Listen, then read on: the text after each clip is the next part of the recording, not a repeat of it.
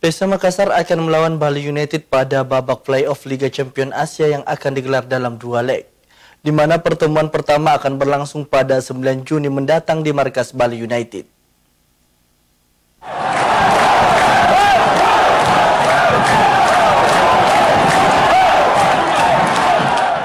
Jadwal Bali United versus PSM Makassar di babak playoff Liga Champions Asia 2023-2024 sudah diketahui.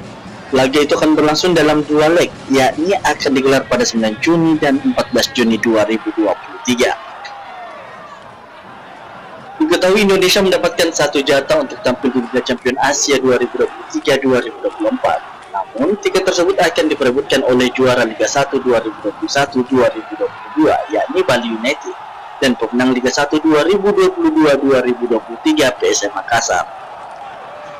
Siapapun yang menang di laga tersebut akan mendapatkan tiket ke kualifikasi Liga Champions Asia 2023-2024.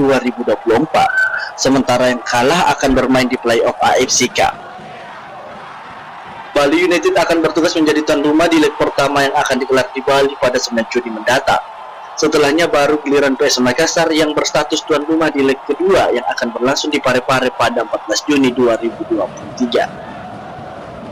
Menariknya, siapapun yang nantinya menang tapi ternyata gagal lolos kualifikasi, makanya klub tersebut masih akan diberikan kesempatan bermain di AFC Cup 2023-2024 dan langsung masuk fase grup.